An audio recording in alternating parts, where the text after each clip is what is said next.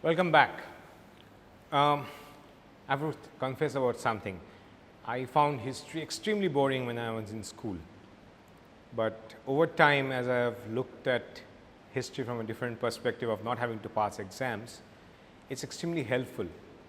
In essence, the progress of human civilization is not very different from how you progress in life and how you absorb different aspects into that part. So, we will briefly discover and discuss the way history has the history of entrepreneurial nature, entrepreneurship, corporatization, skills, and in some ways research also, innovation in that sense. So, if you look at the early days, as we all know or we are told, the barter system is to exist. Now, let us understand a little bit on the concept of money. In many ways, money is nothing but compressed time. If given time, I maybe can build this chair through iteration and all, and maybe I will not be able to finish it in a lifetime because I do not have the requisite skills. But someone may have a acumen for it and be able to build it, or may be able to build a process, make a factory by which this is made fast. So, I will always look at, can I make it in my lifetime? How much time will it do to make me? Is it better or cheaper for me to spend my time and earn some more earnings for myself doing something else which I am good at, and from a part of that earning paying someone to do something that I am not good at. That is essentially the role of innovation and how it encompasses and how we do barter of skills and innovation and processes from each other. So, this shirt I buy, I think maybe in 2-3 years I can make a shirt as good as this. But I can make do with a shirt I can make in 6 months also. It is not a big skill to do, but do I have the tenacity for it? Is it worth my time instead of coming and probably doing something more worthwhile from my skill level? So, there is a multidimensionality to it where your skills, the need in the market for your skills and your lack of skills, and hence the price deficit or the differential that comes, that is what runs the business economics. So, if you follow the history of the world, probably the barter system was that the farmer would give a little bit of grain to the guy who makes the sickle for him, and the farmer knows that making a sickle is something else. The second aspect is of course economies of scale. One ironsmith in a village serving 100 farmers is possible, because all he does is do his sickles. But if each of those 100 farmers start making their own sickles, which takes them more time, probably it will actually have an impact on the productivity of the whole village. So, people distributed work, found out their calling and did it. The next level of innovation was, I would say, the formation of guilds.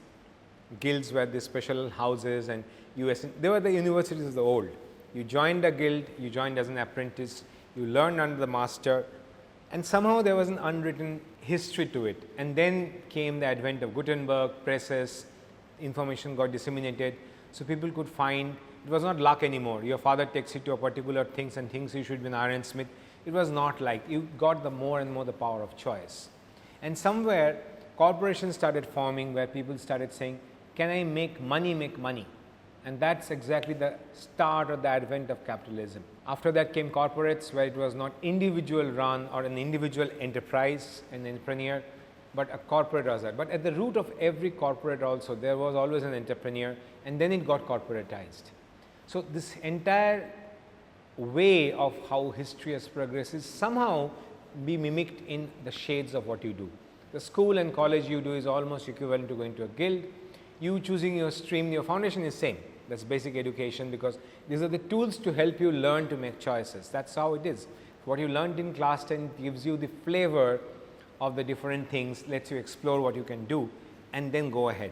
Then come the colleges and guilds where you specialize, and then you join a job which is corporate, or you start your enterprise. So, somewhere you mimic and shadow the different facets of world history in you. So, it is important to understand that particular juncture. Now, let us understand the world you are living in and where the world is headed. You have heard that Europe is going through a population decline. Most advanced countries are heading towards it. The countries of, let me say, the next in order, like India and China, the population is stabilizing, and only Africa is showing some green shoots of population growth. But at the same time, you also know that Europe is where most of the money is. They were the net spenders, or the advanced world was the net spenders for the whole world economy. and then the next bigger rising expenditures are happening from this second tier countries, and the third ones are still finding they are the biggest problem. So, in one case the growth is decreasing, in the other case the growth is increasing, but not very fast, and then there is a big part. But you cannot just do it by absolute growth numbers, you have to look at the affordability also, and that conjunction is what is business. But what is interesting now is that you are having a situation where you are essentially looking at a zero sum game, where the net output of the world, the net consumption of basics is going to actually stay stable or actually go down. That is where luxury goods, slightly costlier things, these are becoming more and more important and differentiated. But at the same time, because of the other consumption factors that are coming from the consumption pattern of the lower class or from the other lower order countries, that is also increasing. That is one facet of it. So, innovation is very key to any luxury. The differentiation is very important. Innovation, design, pack, these are all innovation aspects, creativity, so to say. You are coming into that world where these will be very valued. The second aspect that you have to think of is, it's a zero sum game like we talked, the net consumption or the net thing is still there. So, will corporates take the profit or will it be democratized? Our hypothesis and the reason for one of the focus that we do is, it has to be aligned to the sustainability goals, it has to be aligned to inclusivity, and as a bias in this course, you will often look at this sort of, do not mistake Marxism for socialism, but this socialistic approach of how do I do the greater good.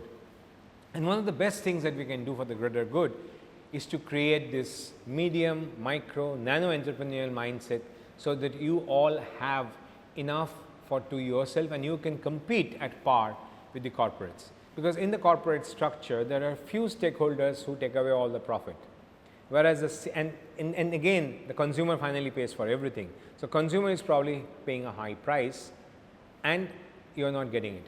Let us take a case in point with a simple thing. Again, I will go back to my shirt. The company which made the shirt sourced the material from multiple places, but they had to create a centralized factory where they are essentially making a lot of system and people sit together and do it. To take that job, guys who are not born near the factory are moving to that near the factory place. So, their cost of transportation, their extra cost is there. Then this has to be shipped out, logistics. So, there are many cost elements, but net it is able to give me a price at a particular time. So, why is it that I am not going to a store to buy the actual dress material? Why am I not going to the actual weaver who is producing it? And why am I not going to a local tailor?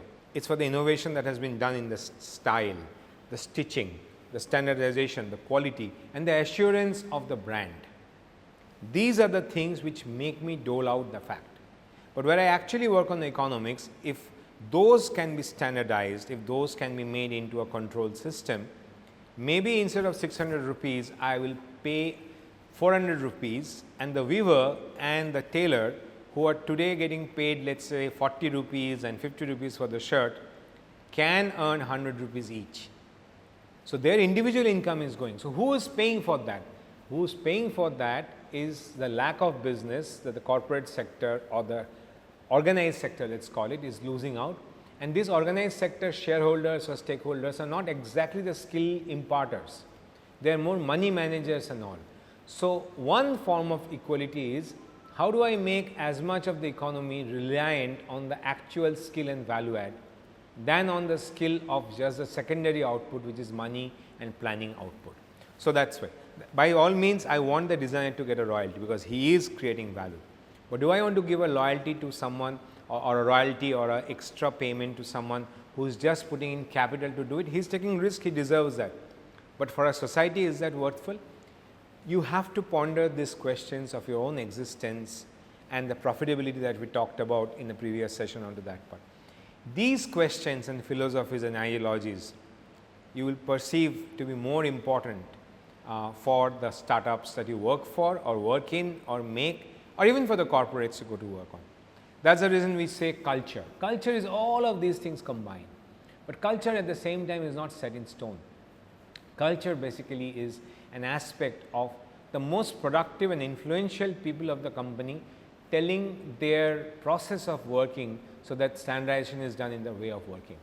I want the report submitted in this format. Why? Because others can read it.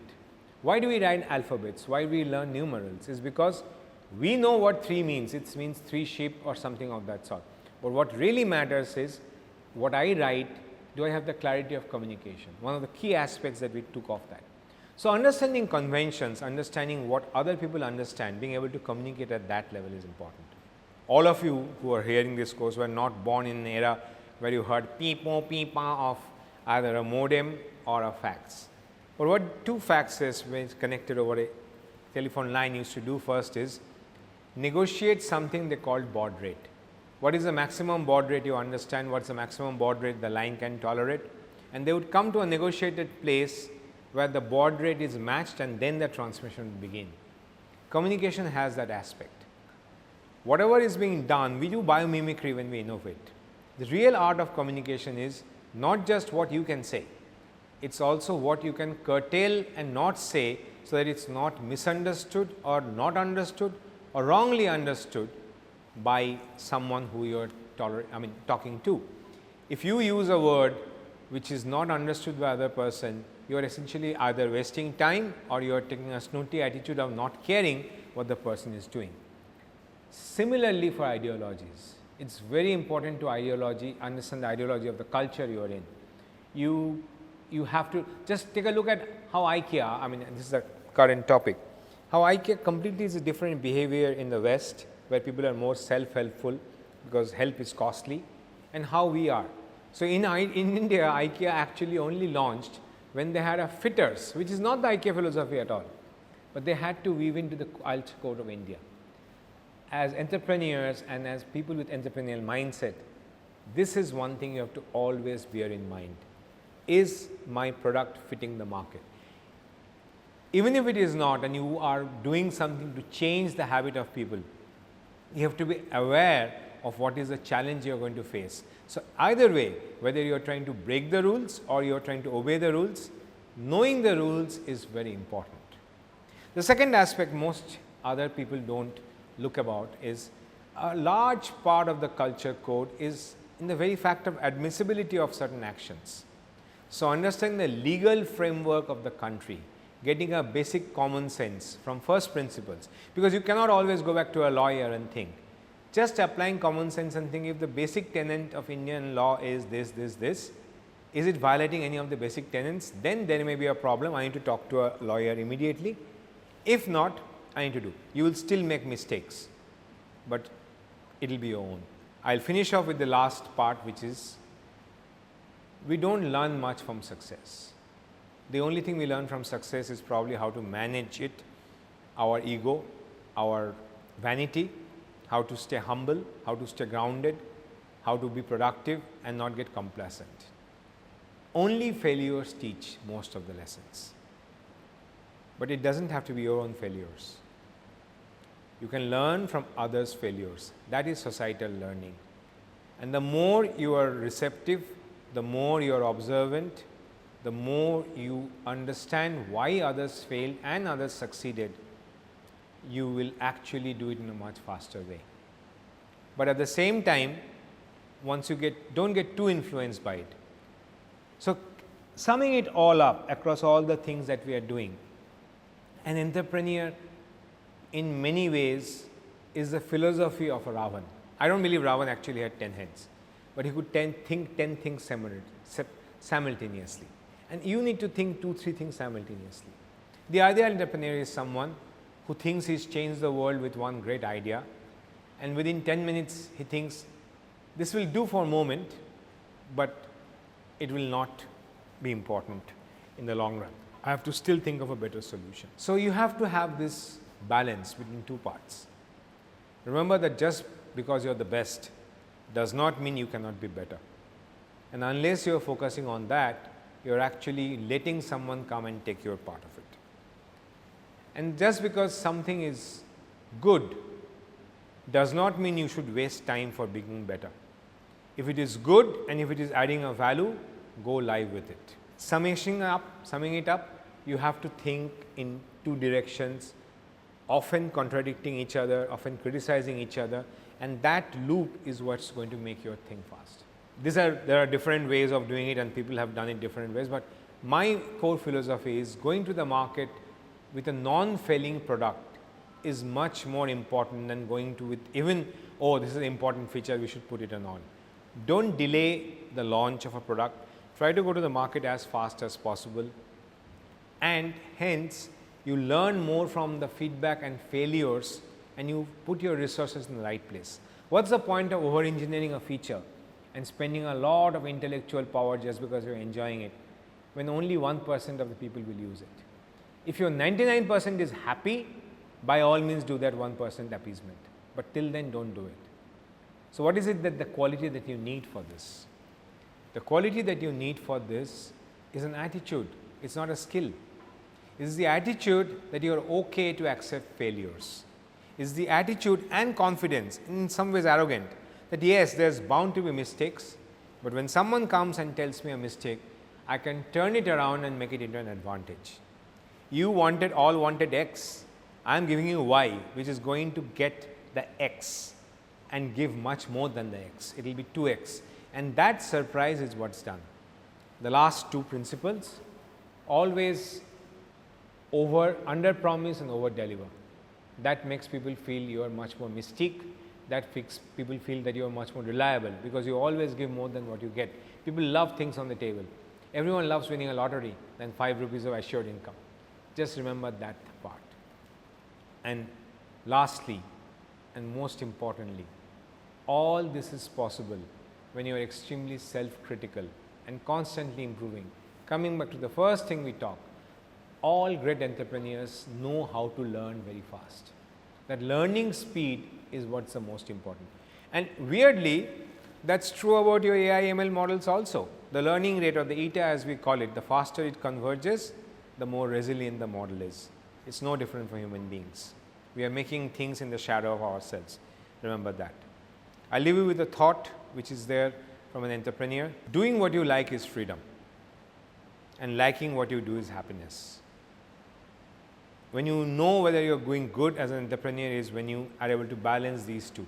They may seem like parallel, but they are actually conflictory. And when you reach the balance, that's when the perfect product gets done. That will be all for this session. Thank you.